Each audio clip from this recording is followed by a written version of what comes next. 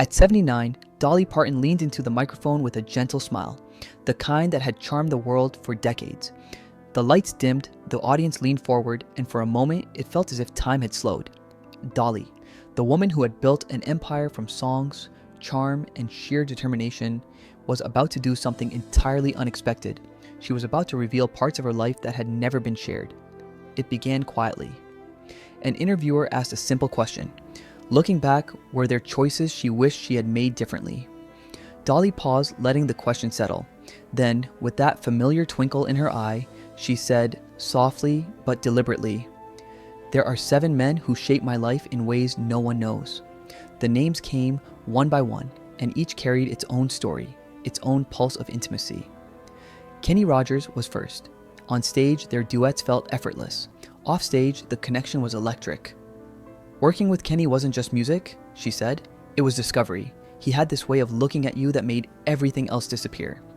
Late nights in Vegas, hotel rooms and quiet balconies, they were moments beyond the public eye, moments that burned themselves into memory. Chris Christopherson followed, a storm in human form.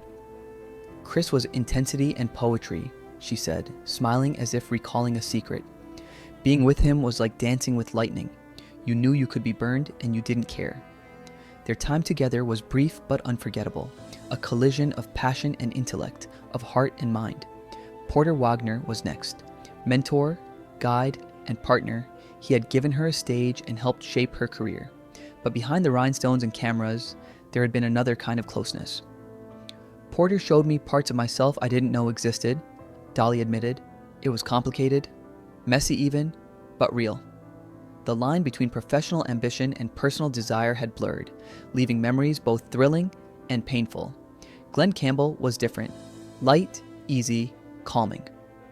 "With Glenn, it was sunshine," she said. "His touch, his presence, made even ordinary moments feel extraordinary. Quick encounters between tours, quiet nights with music drifting in the air, they were private, treasured, and unforgettable." Waylon Jennings carried danger, rebellion, and raw magnetism. "With Waylon, there were no rules," she laughed. "Everything was intense, unfiltered, unpredictable. You felt alive in a way that was impossible to plan." Willie Nelson, by contrast, brought tenderness. Gentle, unhurried, and deeply soulful, Willie's love was quiet, steady, and full of warmth. "He taught me about patience, about letting love exist without needing to conquer it," she said. "His touch, his presence, his melodies, these were gifts of intimacy and connection." Finally, Johnny Cash. Dark, intense, unforgettable. "Johnny was like standing at the edge of a cliff and not being afraid to jump," she whispered. The gravity of his presence, the storm of his life, made every moment with him electric, terrifying, and thrilling. To be with Johnny was to be seen fully, without pretense. Dolly leaned back, her fingers tracing patterns on her chair. "These weren't flings," she said quietly. "They were connections that shaped me, taught me who I am, and made me understand love in ways songs can't capture." She smiled again, that knowing, enduring smile. "We had privacy then.